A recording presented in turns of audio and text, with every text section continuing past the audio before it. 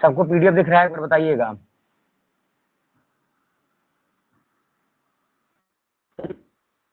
ज्ञान में सबसे पहले भाई भाषा होती क्या है, भाषा की परिभाषा क्या है, यह सारी चीजें जान लीजिए।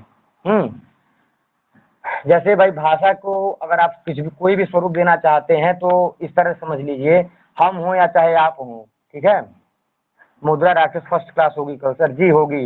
नाटक के लिए क्या होगा ना कि कल पहले मुद्रा राक्षस का पूरा कथानक सामान्य परिचय बता करके उसके अगले दिन मुद्रा राक्षस की जितनी सूक्तियां हैं उस सूक्तियों का सारा श्लोक सहित अर्थ बता दूंगा, कौन बोला है, किस प्रसंग में बोला है, ऐसे सूक्तियां तैयार हो जाती हैं, ठीक है। तो यह समझिएगा, 2 दिन में मुद्रा राक्षस समाप्त हो जाएगा। तो भाषा विज्ञान में पहले भाषा क्या होती है, हम हो चाहे आप हो, अपने भावों को व्यक्त करने के लिए जिसका सहारा लेते हैं, जिस मौखिक साधन को चुनते हैं हम, उसी को ही भाषा कहते हैं। यह जानते होंगे आप।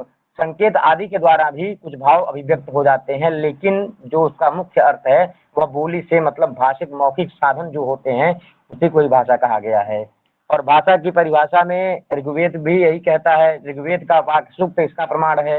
अहमेव स्वयमिदं वदामि जुष्टं देवेभिरुतमानुषेवे यं कामये तं तमुग्रं क्रीडोमि तं ब्रह्माणं तमृषं तं सुमेधाम। यह भाषा को ही व्यक्त कर रहा है।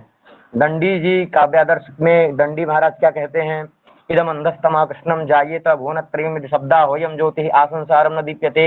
यह पूरा संसार कृष्णम इदम संसारम इदम कृष्णम संसारम, यह पूरा संसार अंधतमः जायेत मतलब अंधकारमय हो जाएगा। तीनों भुवन भुवनत्रयम्, यह तीनों भुवन क्या हो जाएंगे, अंधकार में लीन हो जाएंगे। कैसे, यदि शब्दा वयम ज्योति, यह शब्द रूपी जो ज्योति है, आ संसारम न दीप्यते, पूरे संसार को प्रकाशित नहीं करती।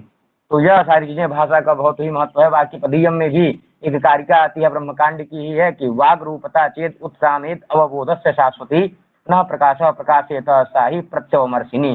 तो इस तरह से भाषा की स्पष्टता के लिए जगह जगह प्रमाण मिलते हैं। उसी क्रम में हम लोग भाषा विज्ञान से संबंधित जो भाषा की परिभाषा है उसको पढ़ते हैं। भाषा विज्ञान उस शास्त्र को कहते हैं जिसमें भाषा का वैज्ञानिक और विवेचनात्मक अध्ययन किया गया हो। भाषा तो समझ गए, विज्ञान क्या है, तो विज्ञान को बताते हैं कि भाषा विज्ञान उस शाखा को, उस शास्त्र को कहेंगे ना जिसमें भाषा को वैज्ञानिक और विवेचनात्मक मतलब विवेचन के आधार पर भाषा की व्याख्या की जाए। पूरे संसार को की भाषाओं का सम्मेलन करके उसमें वैज्ञानिक तरीके से रिसर्च करके किसी भी चीज में वैज्ञानिकता अगर आ जाती है तो वह ज्यादा प्रामाणिक हो जाता है, सबको यह पता होगा।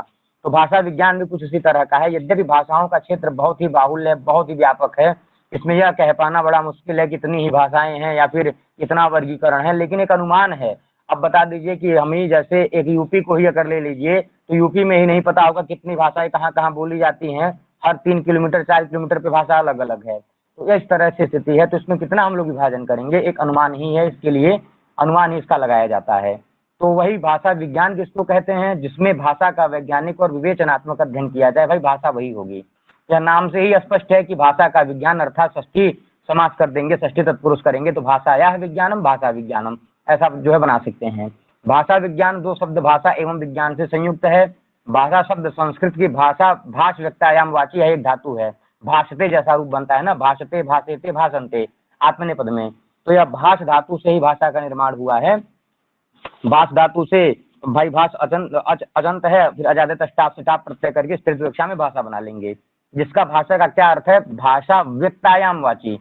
व्यक्तायाम वाची मतलब जो वाणी व्यक्त हो तो उसको स्पष्ट भाषा कहेंगे।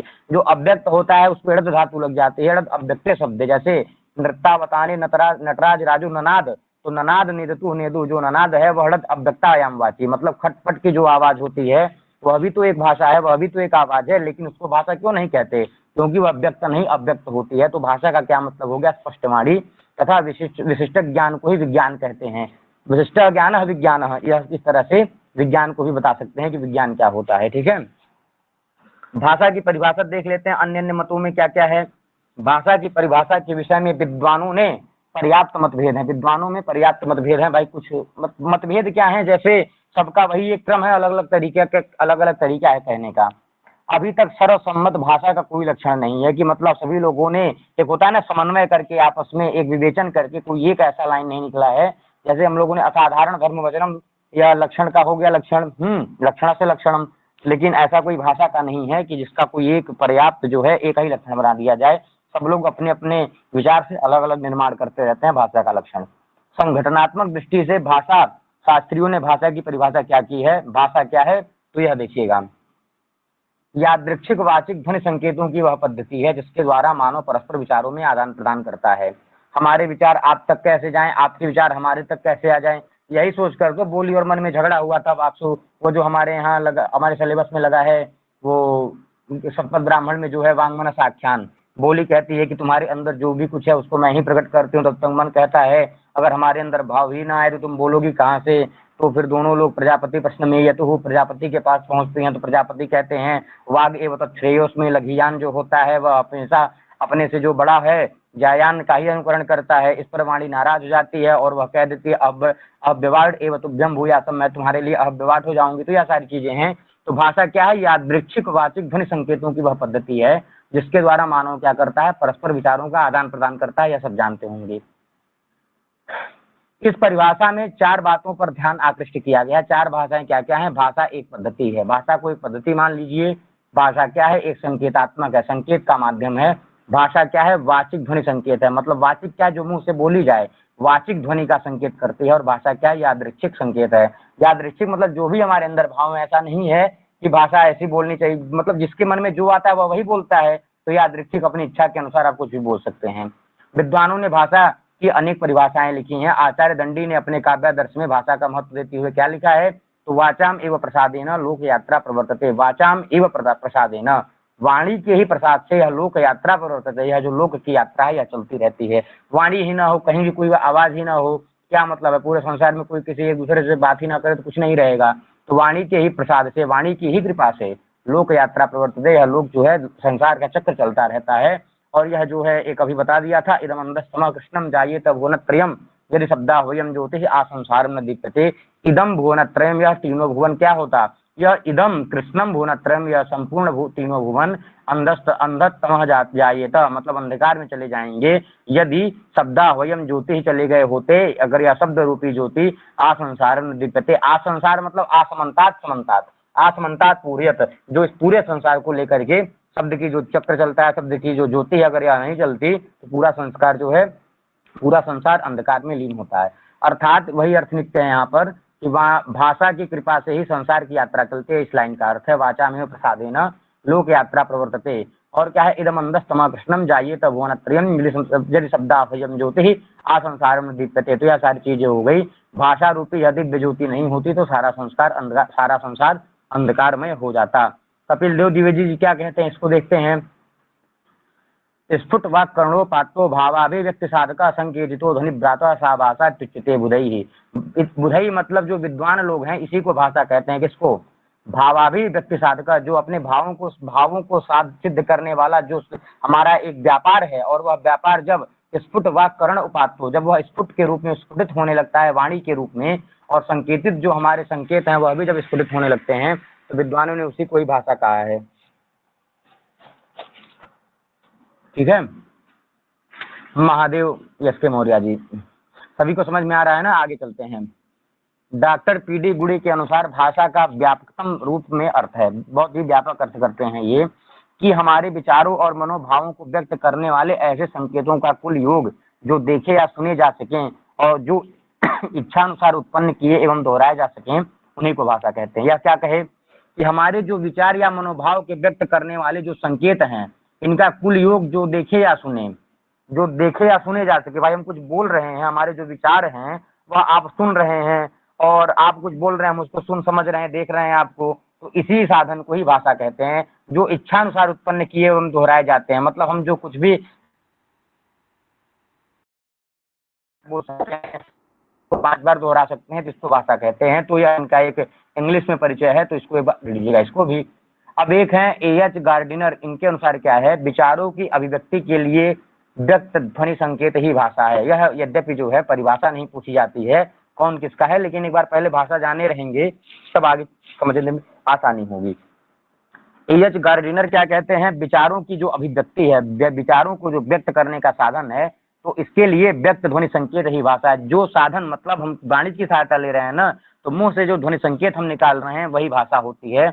और हेनरी स्वीट क्या कहते हैं, हेनरी स्वीट ने भाषा को व्यक्त ध्वनि संकेतों द्वारा मानवों विचारों की अभिव्यक्ति कहा है। यह क्या कहते हैं, भाषा क्या है, यह व्यक्ति के व्यक्त ध्वनि संकेतों द्वारा, मतलब व्यक्त ध्वनि का जो संकेत है, ध्वनि संकेत जो हम मुंह से बोल रहे हैं और जो चीज हम स्पष्ट बोल रहे हैं व्यक्त हो रही है, और इसी के द्वारा मानव विचारों की जो अभिव्यक्ति है जो सबको समझ में आती है, इसी को ही भाषा कहते हैं। कि लैंग्वेज में be defined as the expression of thought by mean of speech sounds, speech sound, ठीक है। एक्सप्रेशन ऑफ थॉट मतलब जो हमारे अंदर के विचार हैं उसको जो हम स्पीच साउंड में परिवर्तित कर देते हैं, कन्वर्ट कर देते हैं, उसी को ही भाषा कहते हैं। अभिव्यक्ति करने का साधन है हमारे विचारों का, ठीक है।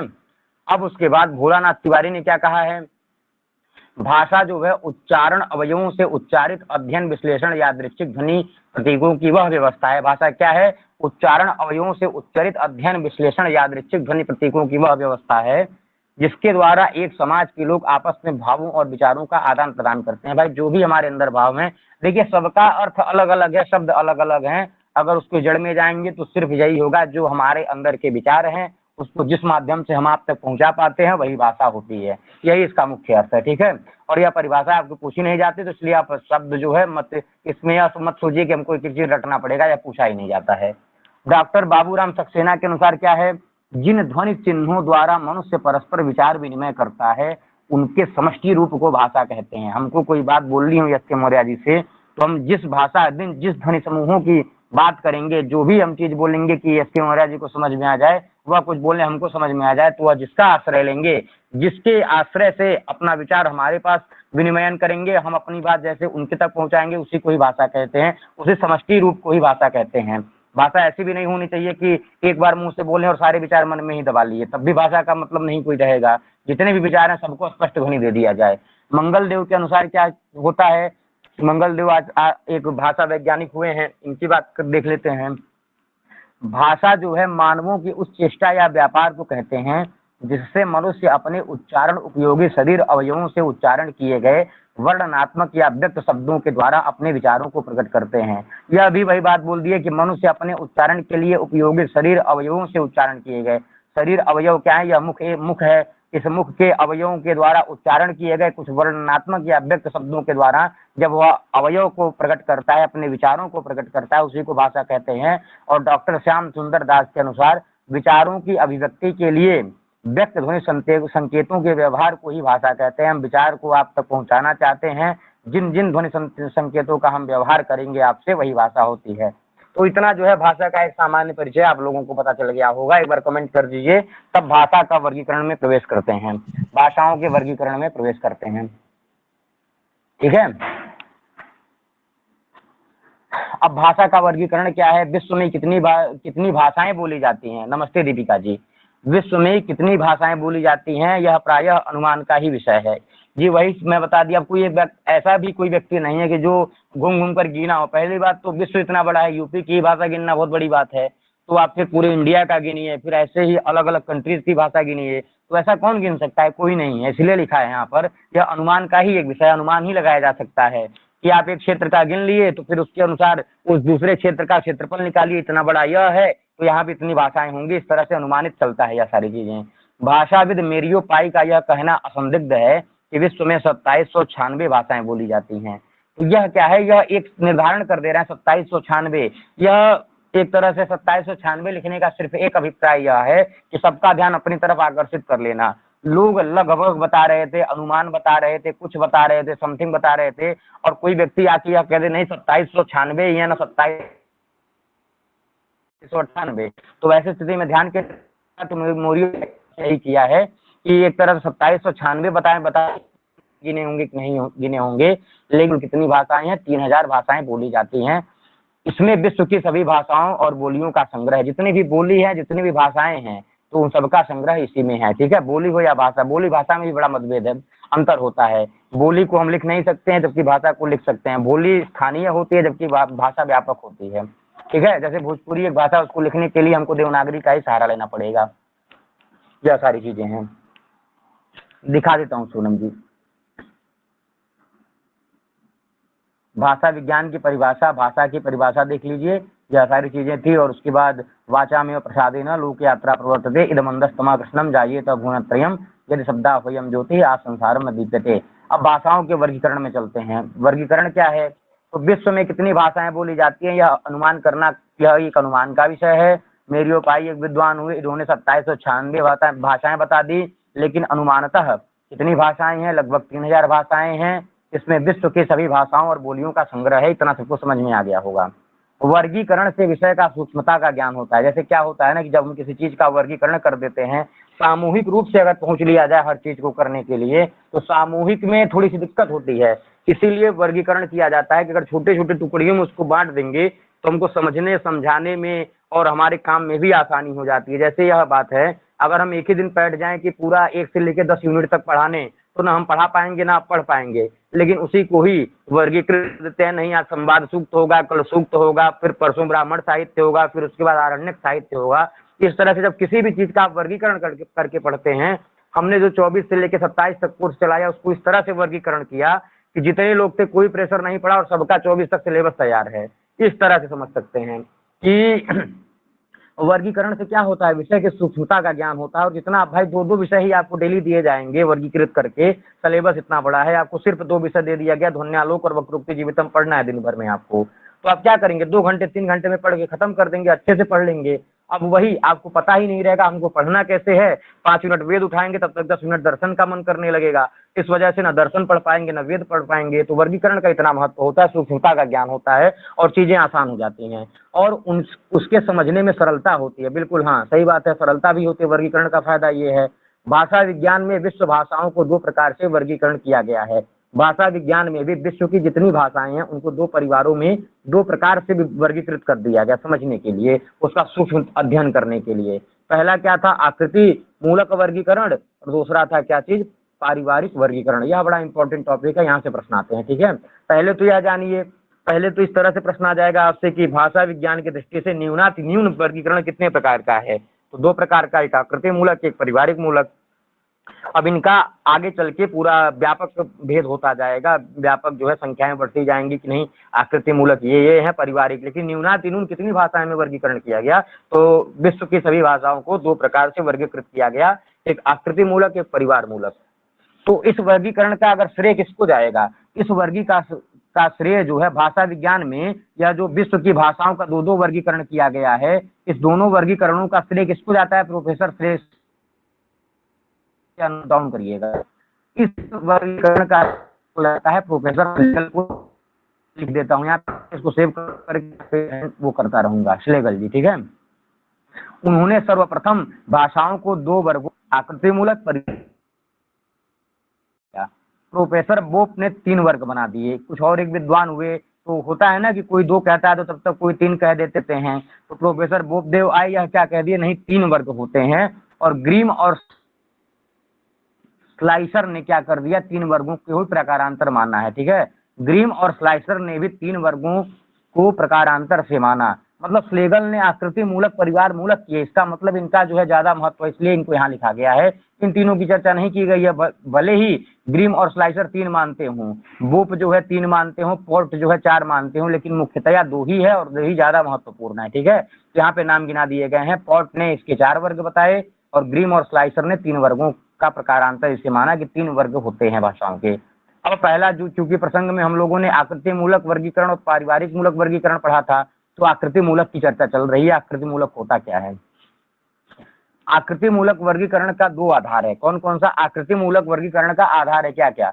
पदों और वाक्यों की रचना। पदों और वाक्यों की रचना से तात्पर्य यह है कि जैसे आप किस भाषा में बोलते हैं, आप किस भाषा में लिखते हैं, अगर वहाँ का और हमारे यहाँ की भाषा का कुछ मैच खाता होगा तो हमारी एक भाषा हो जाएगी। इस तरह से पदों और वाक्यों की रचनाओं को देख करके यह आकृति मूलक वर्गीकरण किया गया कि पद किस प्रकार बनते हैं और वाक्यों की रचना किस प्रकार होती है।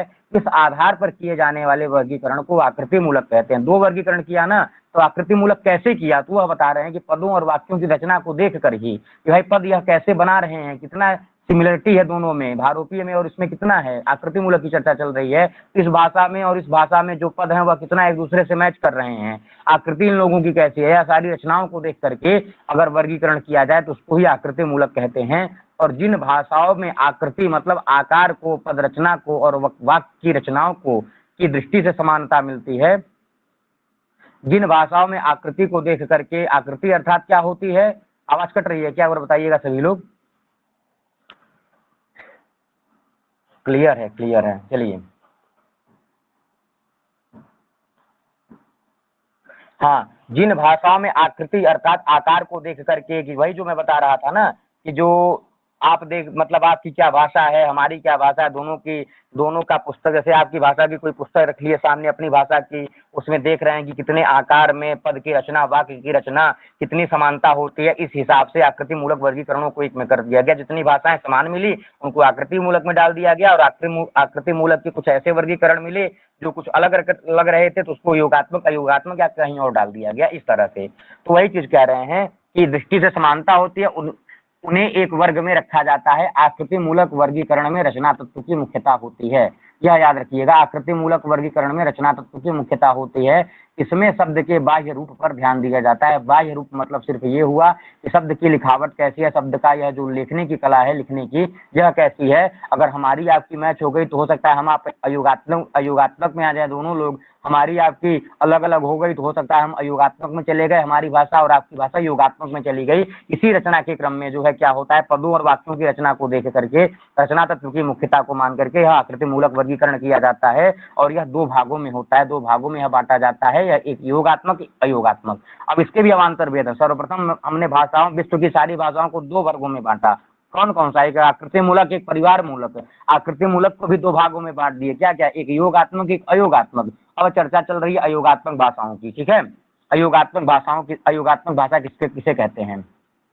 नाम से ही स्पष्ट है, अयोगात्मक मतलब न योगात्मक। अयोगात्मक जो योग में नहीं है, अलग अलग है, अर्थात जो है अयोगात्मक उन भाषाओं को कहते हैं जिनमें प्रकृति और प्रत्यय या अर्थ तत्व और संबंध तत्व का संयोग नहीं होता है, जिसमें प्रकृति प्रत्यय बिल्कुल संयुक्त ना रहे। जैसे संस्कृत में संयुक्त रहते हैं तो उसको संयोगात्मक कहेंगे, ठीक है। यह सारी चीजें हैं। अरबी और प्रश्लिष्ट में और ज्यादा संयुक्त रहते हैं उसको भी योगात्मक कहेंगे। लेकिन अयोगात्मक ऐसा होता है, प्रकृति अलग होता है, प्रत्यय अलग होता है, जो अर्थ तत्व है वह अलग, और संबंध तत्व जो है वह अलग होता है। प्रत्येक शब्द की स्वतंत्र सत्ता होती है। प्रत्येक शब्द कैसा होता है? स्वतंत्र होता है। अयोगात्मक वर्ग की भाषाएं कौन कौन सी हैं? जैसे चीनी को ले सकते हैं, श्यामी को ले सकते हैं, तिब्बती को ले सकते हैं, वर्मी को ले सकते हैं, अनामी को ले सकते हैं, सूडानी को ले सकते हैं, आदि भाषाएं हो जाती हैं।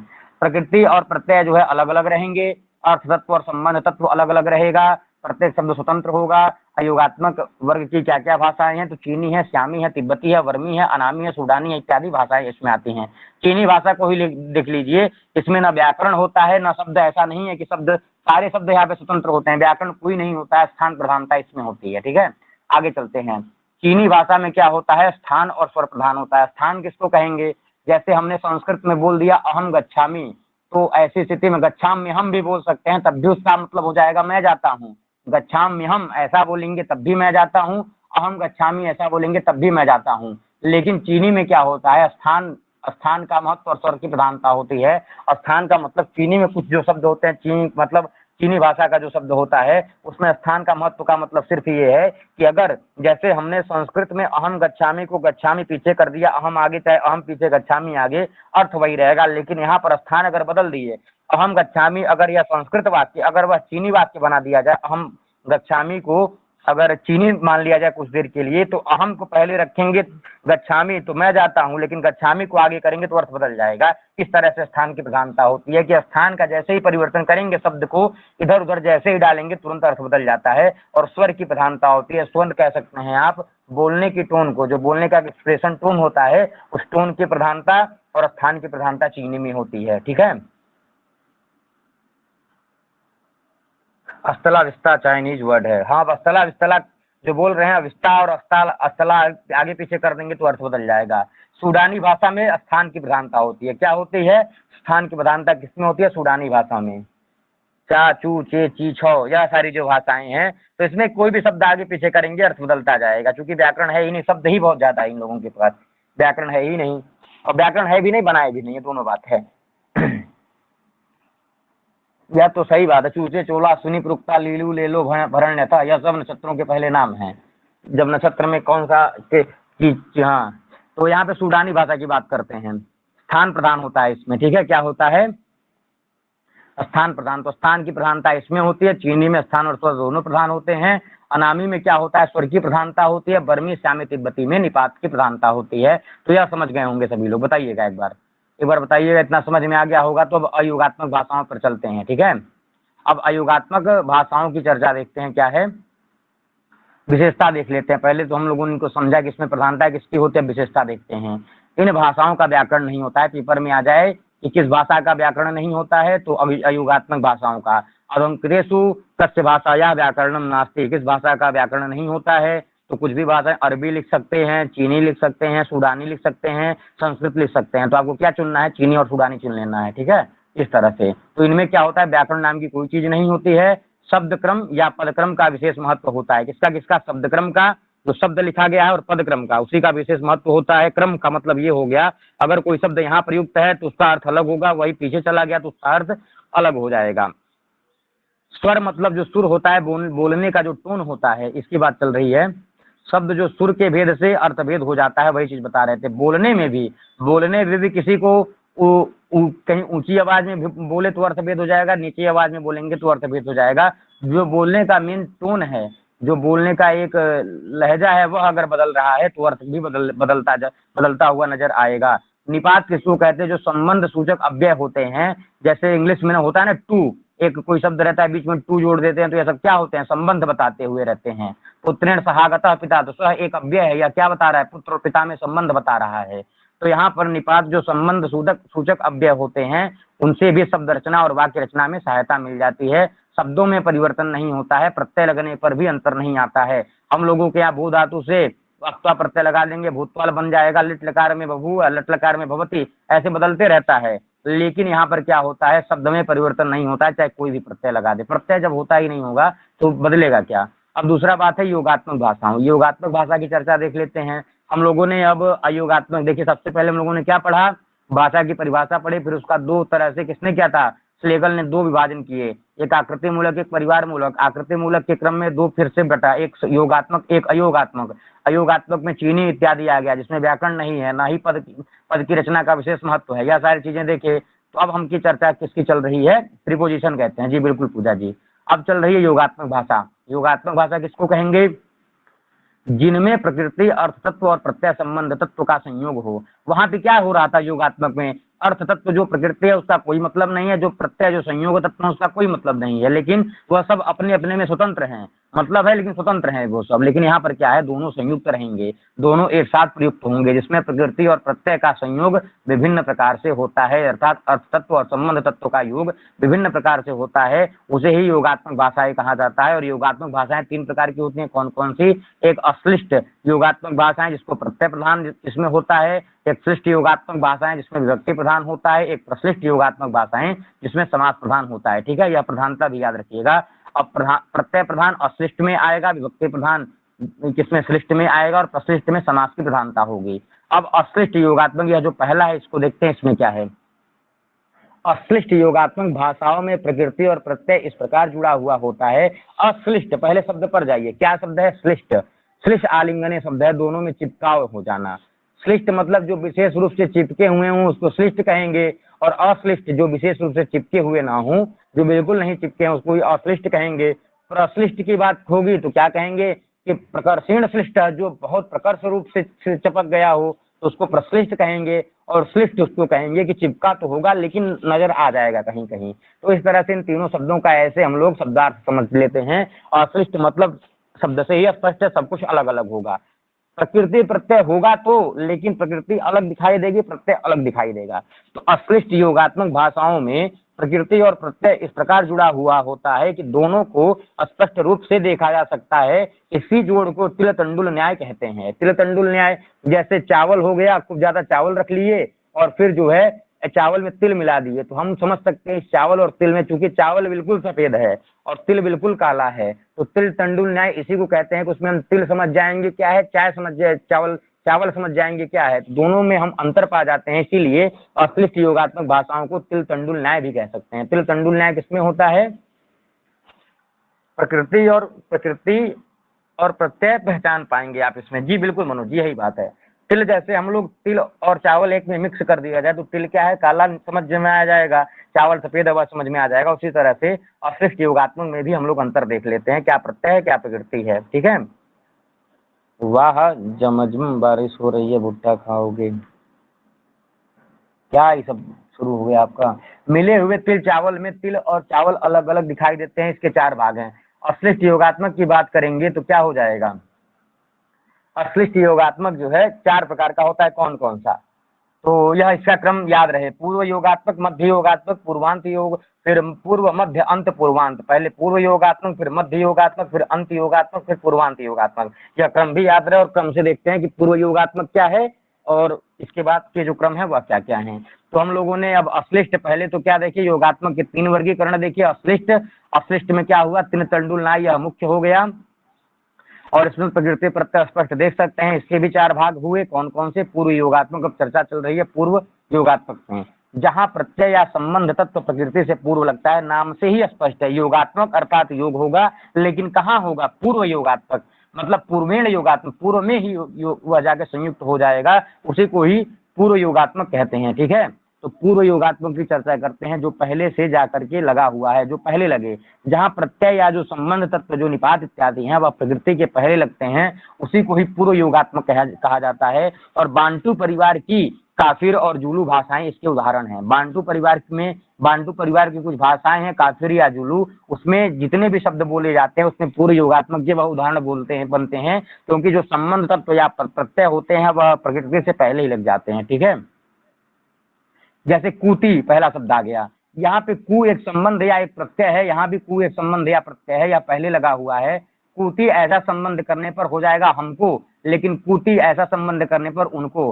तो यह जो कूटी शब्द है यहाँ पर क्या है, कु एक प्रत्यय हमको नजर आ रहा है, ती एक प्रकृति हमको नजर आ रही है, स्पष्ट पकड़ ले रहे हैं। इसी तरह से कूनी ऐसा करने पर उनको, यह काफिर भाषा में बोला जाता है कूटी। ठीक है, और यहाँ पे है उमु, उमु एक शब्द है और एक दूसरा देखिए यहाँ पर अब शब्द है। उमु एक वचन के लिए प्रयुक्त होता है, यह क्या है, प्रत्यय है, और अब प्रत्यय जो है बहुवचन के लिए प्रयुक्त होता है। और नतु यह जो प्रकृति आधान और तू यह प्रकृति है। उमुंतु बोलेंगे तो एक आदमी, अबंतु बोलेंगे तो बहुत आदमी। तो यहाँ पे देखिए उमु और अब जो आगे पहले पूर्व में संयुक्त है और यह क्या है, यही प्रत्यय है, और यहाँ पे हम स्पष्ट तिल तंडुल न्याय की वजह से पहचान पा रहे हैं।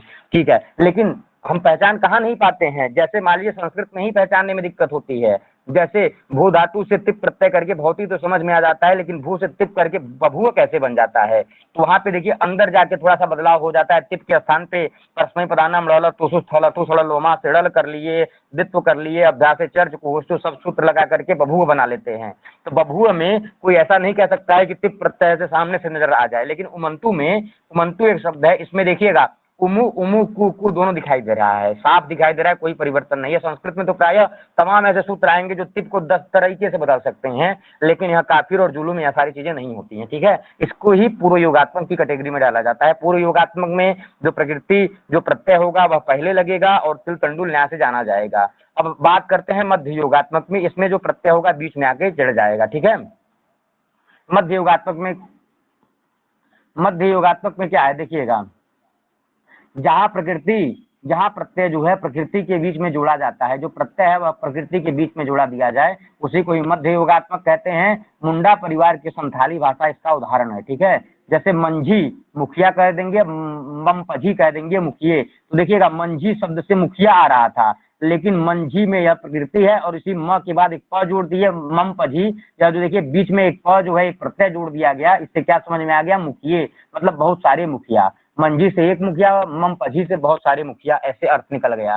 तो यहाँ पे जो प्रत्यय जो यह प एक प्रत्यय या कहाँ जुटा है, मध्य योगात्मक है ना, तो मध्य में जुड़ा है। यह किसका है, संथाली परिवार की कोई एक शब्द को पकड़ कर लाए हैं। संथाली परिवार मुंडा परिवार से संबंधित है, तो यह याद रखिएगा। काफिर और जुलू पूर्व योगात्मक के हैं और संथाली जो है मध्य योगात्मक के और अंत योगात्मक, इसमें अंत में जाकर लगेगा। ठीक है, क्या हुआ, ये कूनी कूती पूछ सकता है क्या, नहीं कल्पी जी, या थोड़ी पूछेगा, या तो बस समझे रहेंगे तो स्पष्ट हो जाएगा। अंत योगात्मक की बात करते हैं, जहां प्रकृति जो है जो प्रत्यय है वह अंत में जाकर लग जाए। तो जैसे देखिए यहाँ पर कूती में पहले लग गया था और ममपझी में बीच में लगा, और अंत योगात्मक की बात करते हैं तो यहाँ पे प्रत्यय जो है अंत में जोड़ा जाएगा। तुर्की भाषा में तथा द्रविड़ परिवार की कन्नड़, तेलुगु, मलयालम, तमिल, यह सब भाषाएं इसके उदाहरण है। ठीक है, इसका कुछ उदाहरण नहीं लिखा है। अब आगे चलते हैं पूर्वांत योगात्मक में। देखिए नाम से ही स्पष्ट है, पूर्व योगात्मक में पहले, मध्य योगात्मक में बीच में, अंत योगात्मक में सबसे अंतिम में प्रत्यय जाएगा। और पूर्वांत योगात्मक में जहां प्रत्यय प्रकृति के पहले और अंत दोनों में लग जाए तो उसको ही पूर्वांत का उदाहरण समझना चाहिए, उसको ही पूर्वांत समझना चाहिए। फ्रेंच भाषा तथा न्यूगिनी की मफोर भाषा इसके उदाहरण हैं। जैसे अब यहाँ पर फ्रेंच भाषा, अब पूर्वांत में क्या होगा, एक प्रकृति रहेगी, प्रकृति के आगे भी प्रत्यय, प्रकृति के पीछे भी प्रत्यय, दोनों साइड जहाँ प्रत्यय लगते हैं उसी को ही पूर्वांत योगात्मक कहा जाता है। इसके अंतर्गत ये फ्रेंच भाषा और न्यूगिनी की मफोर भाषा, न्यूगिनी एक परिवार है, न्यूगिनी की मफोर भाषा इसके अंतर्गत आती है। उदाहरण देख लेते हैं। मुनाफ एक प्रकृति है, कौन सी प्रकृति है, आधा नफ, यह एक प्रकृति है। आगे जब प्रत्यय लगा और बीच में उ प्रत्यय लगा तो क्या अर्थ हो गया, मैं सुनता हूं तुझे, ऐसा अर्थ हो गया। जमफनु ऐसा शब्द आ गया, आधा ज लिख लिए, म लिख लिए, न लिख लिए, फ लिख लिए और उ लिख लिए। तो ऐसी स्थिति में म न फ यही प्रकृति है। जब प्रत्यय पहले लग गया, उ प्रत्यय बाद में लग गया, तो यह किसका उदाहरण हो गया, पूर्वांत योगात्मक का। और फ्रेंच भाषा और न्यूगिनी की मफोर भाषा इसके उदाहरण बन गई। इसका अर्थ क्या हुआ, मैं सुनता हूं तुझे। इसमें ज प्रत्यय पहले जुड़ा है और उ अंत में जुड़ा। इस तरह से हम लोगों ने पूर्वांत समझ लिया। ठीक है, अब हम लोगों ने क्या क्या पढ़ा, शुरू से एक बार फिर से रिवाइज कर लेते हैं। कास्तुम देखिए बन गया काफिर, संथाली, तुर्की, मफोर। हाँ बिल्कुल, कास्तुम में कहा, काफिर से आप समझ जाएंगे क्या, काफिर से समझ जाएंगे पूर्व योगात्मक, संथाली से क्या समझ जाएंगे, मध्य योगात्मक, तुर्की से समझ जाएंगे अंत योगात्मक, और मफोर से क्या समझ जाएंगे, पूर्वांत योगात्मक। तो हम लोगों ने विश्व के परिवार के दो भाषाओं में बांटा, आकृति मूलक, परिवार मूलक। आकृति मूलक को फिर दो भागों में, योगात्मक, अयोगात्मक। अयोगात्मक में चीनी, श्यामी और तिब्बती इत्यादि भाषाएं आई, उसमें व्याकरण नहीं था, न ही उसमें केवल स्थान सूची प्रधानता थी। फिर चर्चा आई योगात्मक की, योगात्मक को 3 कैटेगरी में डाला गया, श्लिष्ट, प्रश्लिष्ट और अश्लिष्ट। अश्लिष्ट के क्रम में हम लोगों ने 4 भेद देखे, जहाँ प्रकृति प्रत्यय अलग अलग होता है, पूर्व, मध्य, अंत, पूर्वांत। तो इतना सबको समझ में आ गया होगा, बताइएगा। अब आगे चलते हैं, श्लिष्ट योगात्मक भाषाएं।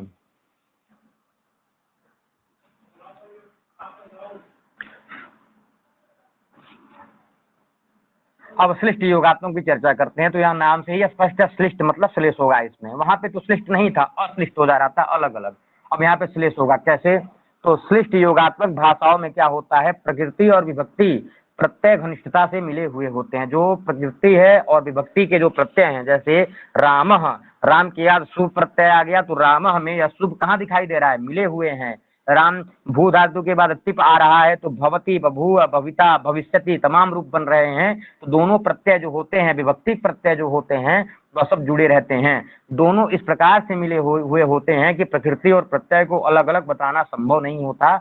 ऐसे संयोग को नीरक क्षीरक न्याय कहते हैं। दूध पानी की तरह मिलना कह सकते हैं। इसके 2 भाग किए जाते हैं, नीरक क्षीरक न्याय। जैसे क्या है, तिल तंडुल न्याय में हमने तिल को आसानी से देख लिया, तंडुल को आसानी से देख लिया। नीरक क्षीरक न्याय में हमको कठिनाई हो सकती है। अब पानी में दूध पड़ा है या दूध में पानी, तो उसमें आप यह नहीं अंदाज लगा पाएंगे कि कितना दूध है कितना पानी है। ठीक है, मशीन मान लीजिए चल गई, वह बात अलग है, लेकिन कुछ तो फिर उसमें दिक्कत तो हो ही जाएगी। ठीक है, तो ये इसमें क्या होता है, विभक्ति जो होती है वह प्रकृति से ऐसे जुड़ी हुई होती है। जैसे राम, रामो, रामा, तो यहाँ पे रामेण, अब आया है राम से टा विभक्ति और बन गया है रामेण, तो इसमें कहीं टा आपको दिख रहा है, नहीं दिख रहा है, लेकिन इसीलिए कहा दिया गया है। यहाँ पर दोनों ऐसे जुड़े हुए होते हैं जिसको अलग करना कठिन होता है। ठीक है, इसके 2 भाग किए गए, कौन कौन से, एक अंतर्मुखी कहा गया, एक बहिर्मुखी कहा गया। अंतर्मुखी और बहिर्मुखी के उदाहरण बार बार पूछे जाते हैं, हम भी कई बार सत्संग में पूछे हैं, तो इसको ध्यान से देख लीजिएगा। अंतर्मुखी श्लिष्ट हम पूछे थे ना इस बार, अंतर्मुखी श्लिष्ट योगात्मिका भाषा का, भाषा विज्ञान दृष्टिया अंतर्मुखी श्लिष्ट योगात्मिका भाषा क्या, तो अंतर्मुखी श्लिष्ट योगात्मिका भाषा अरबी, अंतर्मुखी श्लिष्ट योगात्मिका भाषा हिब्रू। इसी में लोग कंफ्यूज होकर के संस्कृत हिंदी में चले जाते हैं। संस्कृत बहिर्मुखी है और जो है अरबी और हिब्रू जो है अंतर्मुखी है, यह याद रखिएगा। तो हम लोगों ने अब अश्लिष्ट के बाद श्लिष्ट के क्रम में आगे चलना है। श्लिष्ट में क्या हो रहा है, प्रकृति प्रत्यय ऐसे मिल रहे हैं जो विभक्ति प्रत्यय लग रहे हैं प्रकृति से, वह ऐसे मिल रहे हैं कि जिनको पहचान करना कठिन है, संभव नहीं है। इसी योग को नीरक क्षीरन न्याय कहते हैं। या 2 प्रकार की होती हैं, एक अंतर्मुखी श्लिष्ट, एक बहिर्मुखी श्लिष्ट। अब इस दोनों के 2 भाग होते हैं, एक संयोगात्मक, एक वियोगात्मक। बहिर्मुखी श्लिष्ट के भी संयोगात्मक वियोगात्मक 2 भाग होंगे। तो हम लोग अंतर्मुखी श्लिष्ट को पहले देखते हैं। इसमें प्रत्यय जो संबंध तत्व या प्रकृति जो होती है, इसमें प्रकृति और प्रत्यय प्रकृति के बीच में घुल मिलकर रम जाते हैं।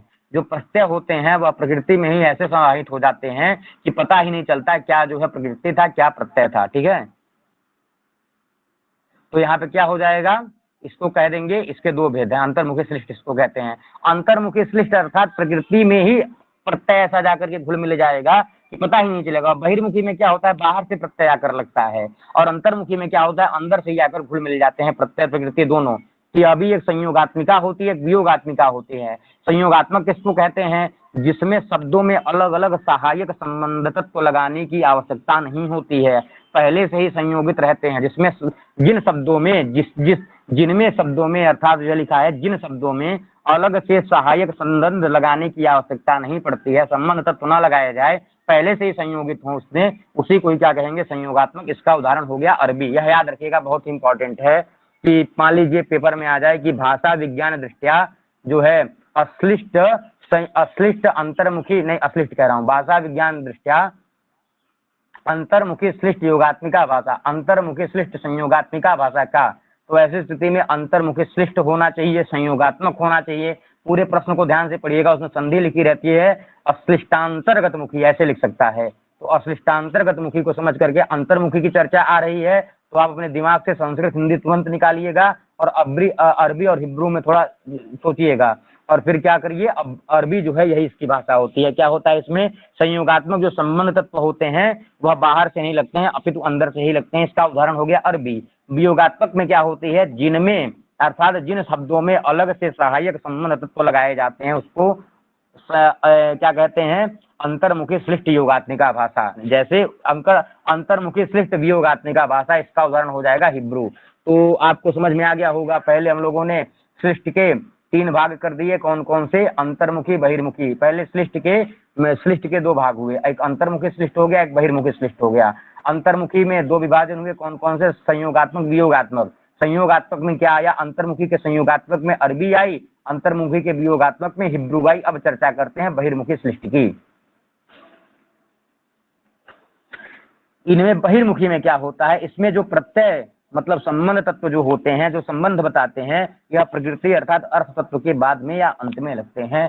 भारोपी भाषाओं में संस्कृत आदि इस कोटि में आती हैं। इसके भी 2 भेद हैं, एक संयोगात्मक, एक वियोगात्मक।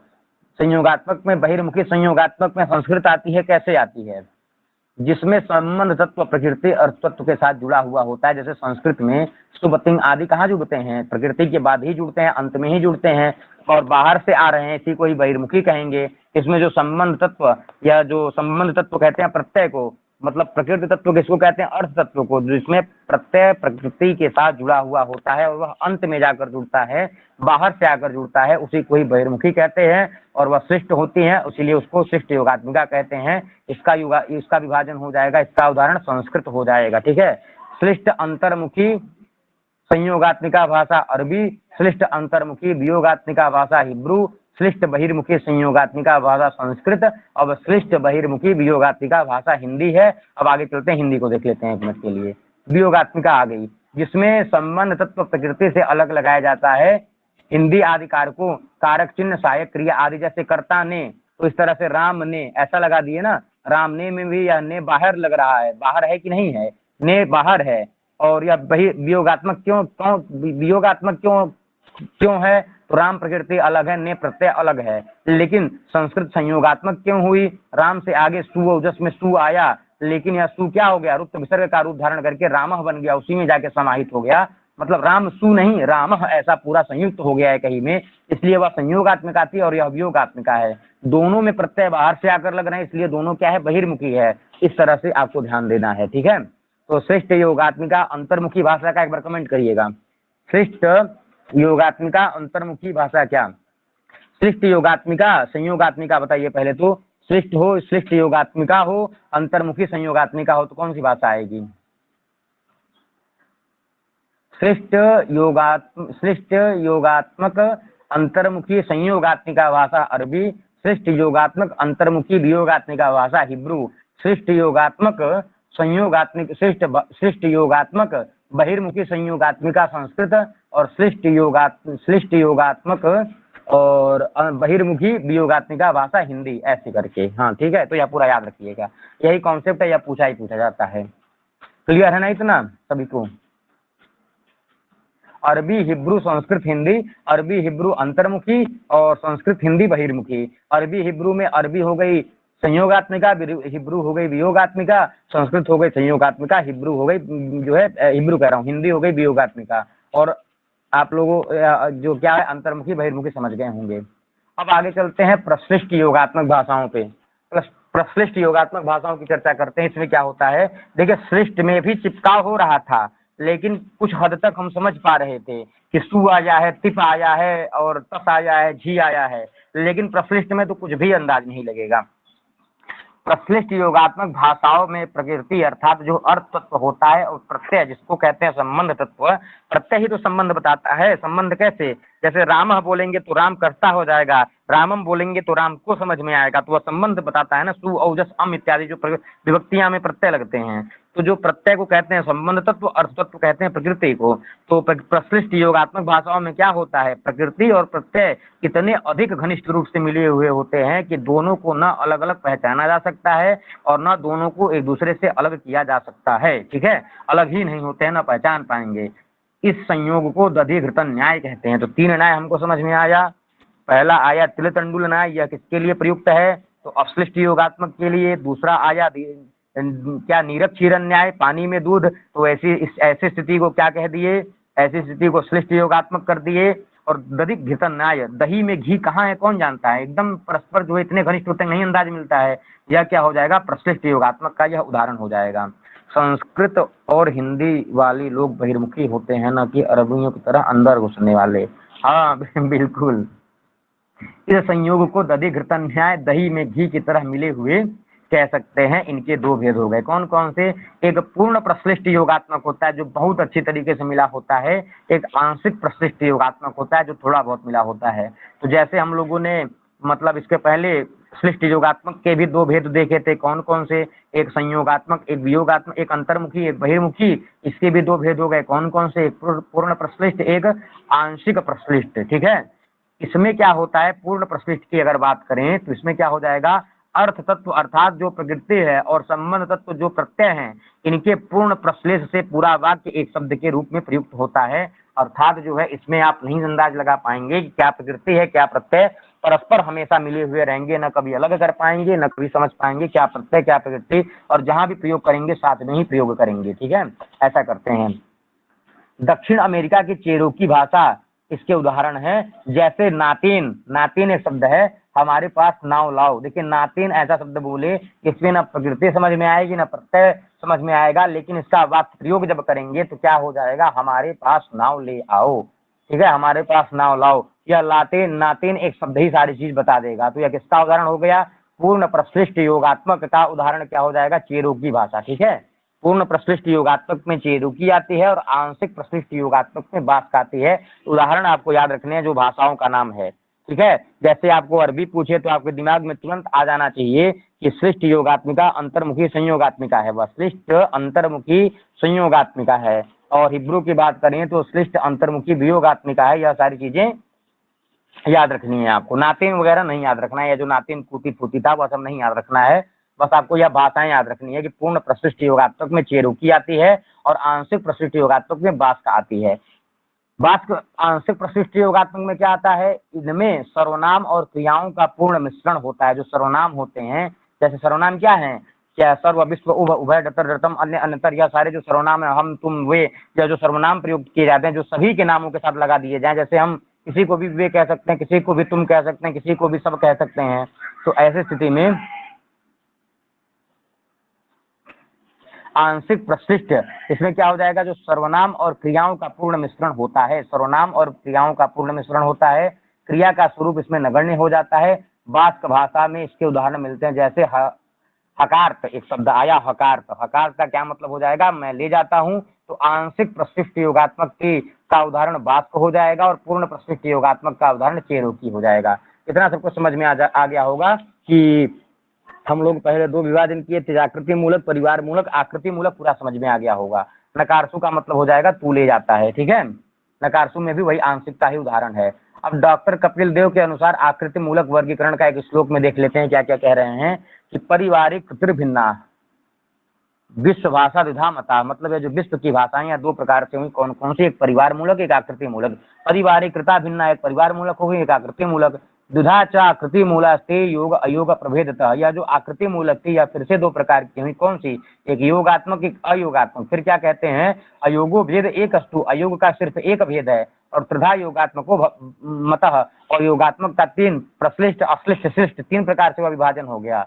और श्लिष्ट अश्लिष्ट प्रश्लिष्ट यही बता रहे हैं, एक श्लिष्ट है, एक अश्लिष्ट है, एक प्रश्लिष्ट है। प्रकृति प्रत्यय का प्रकृति प्रत्ययात्मका, और यह प्रकृति प्रत्यय के साथ होते हैं। ठीक है, यह समझ में आया कि नहीं आया बताइएगा, किसको नहीं स्क्रीन दिख रही है? आशीष जी थोड़ा सा देखिए, नेटवर्क सबको दिख रहा है, एक बार बता दीजिए तो। थोड़ा सा नेटवर्क की दिक्कत होगी आप में, थोड़ा सा फिर से एक बार बैक करके आ जाइए तो दिखने लगेगा ना, कभी कभी हो जाता है नेटवर्क की प्रॉब्लम से। दिख रहा है सबको? तो यह एक श्लोक है, जितनी भी सारी चीजें थी वह उतना बता दिया गया। कितना बज रहा है? 4:51। यहीं तक रहने देखिए, अभी और आगे चले, एक बार बताइएगा। भाषा विज्ञान को पूरा अच्छे से करना है। इतना समझ में आया है कि नहीं आया है? आज के लिए इतना ही। अब कल पारिवारिक मूलक वर्गीकरण देखते हैं। सब लोग एक बार कमेंट करिए, सबको समझ में आया हो तो रोज इसी समय जुड़िए और पूरा जो है करते रहिए। 3 से 4 दिन के अंदर पूरा मतलब भाषा विज्ञान ऐसा चलेगा कहीं से कुछ छूटेगा नहीं।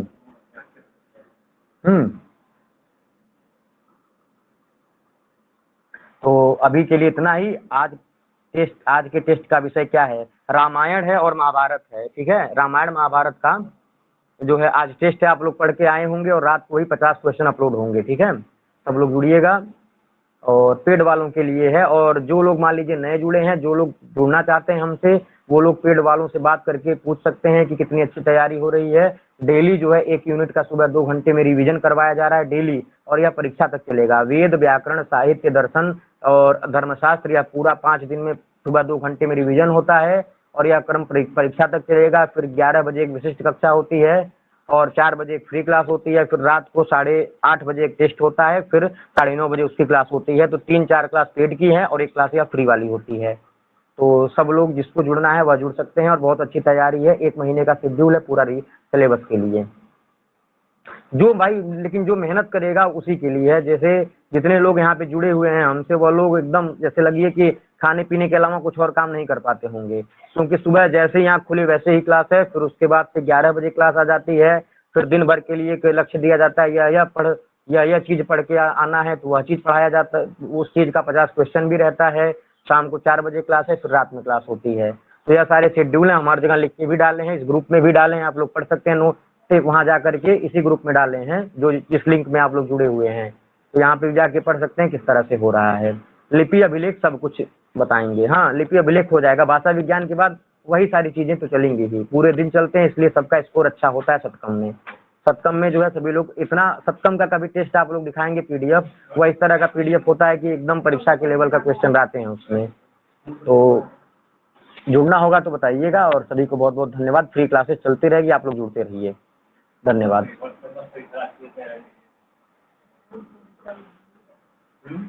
जी, धन्यवाद। 24 के बाद भी क्वेश्चन सीरीज चलती रहेगी ना जी? हाँ चलती रहेगी, क्वेश्चन सीरीज नहीं बंद होगी। क्वेश्चन सीरीज नई नई चलती रहेंगी, आती रहेंगी, बनती रहेंगी। परीक्षा तक यह क्रम चलता रहेगा पेड वाले में, और फ्री वाले में सत्कम होता रहेगा। धन्यवाद सभी को।